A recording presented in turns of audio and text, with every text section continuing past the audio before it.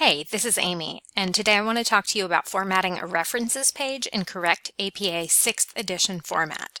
So what I'm going to start with is this list of 4 references. They have not been correctly formatted into APA reference page format. The individual reference entries look pretty good. I'm going to go back through and proofread them, but I want to get the page formatted correctly. So what I have to help me with this is the Purdue OWL Online Writing Lab APA page.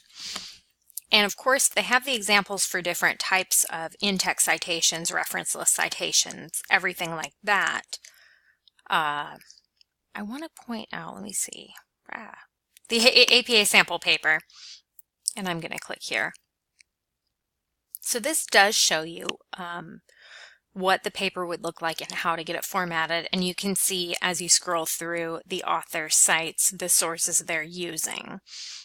And then what they're going to do at the end of the paper is have a references page where everything is formatted, to APA standards. So that would include the Times New Roman font. It would include this hanging indent where the first line is aligned to the left and all the subsequent lines would be indented. They also have the references label up here. Everything's listed alphabetically. So what I'm going to do to help me with this is I'm going to pull this one to the right side of the page. See if I can pull that down, grab this guy and put him to the left. So I kind of have the opportunity to view them all. And let's see, maybe I can view it. Oh gosh, I just don't know. I was going to zoom it. Let's see, one page. Ooh, that makes it kind of small. Maybe 75 would be good. That seems good. Okay, so first thing I'm going to do, we'll just grab everything. Going to go to the Home tab here. Going to change on my drop down the font to Times New Roman, size 12. That's pretty easy. We have our spacing, double spaced, and then one thing that you'll notice that we have here is like even spacing between the lines of the citations, but there's a little bit of extra spacing between them. It may not be super visible to you, but it's something that I notice because I look at it so much, and I don't know why that's a word default, but it is, and it's not APA correct, so you do want to look for that. But you can see how all the lines here are spaced evenly, and that's a really easy thing to fix. You're going to click this little corner button in the paragraph menu, and under spacing, we already have the double spacing. We're going to click Don't Add Space between paragraphs of the same style. So we're good to go with that. I'm just going to leave everything highlighted because I'm going to go back in the paragraph menu, and here's where I'm going to do the hanging indent. So indentation, I'm going to change this drop down under the special menu to hanging, and then this should autofill to 0.5. So I'm going to go ahead and say OK. And I have that hanging indent. If for some reason your extra lines are coming over really far, do go back and double check that it says 0.5, because I have seen it, freak out and put the hanging indent like all the way over here. Okay, the next thing I want to do is we have STLB. Let's get these babies in alphabetical order. Okay, so I'm just grabbing them. Yep. Okay, we're good to go. Now, one thing I want to point out. Look at this first one. We have Bierly and Anderholm. And then, some other people here, and it's what I'm pointing out is that they're not alphabetical within the citation. And you can notice on here where we have Cummings and Butler, they are not either. And that's one thing to note about APA. Even though it is tempting to want to put those in alphabetical order, just leave them in the order they list themselves. They did it for a reason. Just leave it. It's fine. But on the page, you do want your citations listed alphabetically from top to bottom, okay? And with APA, of course, your authors are cited with their initials. And that seems to be consistent throughout here. One thing to note, sometimes you'll see if someone has like a PhD or an MD, you don't have to put that, so leave that off. Okay, we have our year, and that seems to be fine. I don't know what that is. Anyway, one thing to note about APA. Look at the titles of these articles over here on the right. We have the first letter capitalized of each title, and then this is capitalized because it's an acronym.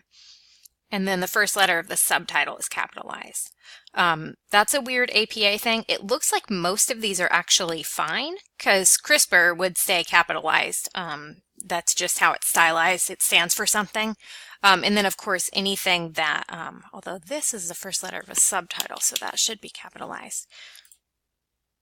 Anything that, a proper noun, for example, okay? Oh, and we need to capitalize this guy as well. Okay, so I'm just noticing that. Here we go, a subtitle that needs capitalization. I thought the first one was going to be the main thing because you can see all the letters are capitalized. And what you can do, it's really nice on Word, is just highlight the words you want to be lowercase. There's a button. Here we go. Change that to lowercase. This is actually going to be in a different spot, I think, if I make this my whole screen. You can see that button's there, okay? So the, oh gosh, the location of the buttons may look different for you. But anyway, and then, yeah, we'll go ahead and change the casing here. And then another thing to notice, so that's good. And everything looks good. Now, the title of the journal, of course, and the volume are going to be italicized. I'm going to right-click and just change that. That's just grammatically correct, but you don't do the weird capitalization with the title of the journal. Okay, so everything is looking pretty good. One thing to note is a lot of these have a DOI, and you may see that. So with APA, if a DOI is available, you do want to list it. These all actually have it. If a DOI, a digital object identifier, is not available, and you can see if we go back to the references list, I think it would be under electronic sources.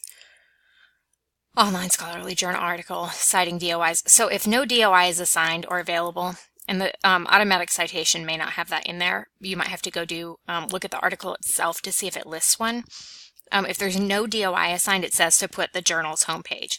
Luckily, the ones that I selected actually are fine with having DOIs. And then the last thing that I want to do, just go up here. I'm going to do references, and let's put that in the center. Okay. So we're good to go. Of course, this would, of course, be a part of a longer paper. So you would have your running head, and you would have your page numbers and everything, and, you know, the body of your paper coming before that. But in terms of just getting your page formatted correctly, it looks like we are in good shape. So I'm going to go ahead and end the video. But if you run into questions or have any issues with any of this, just get in touch with the librarian. We are happy to help, and, you know, good luck.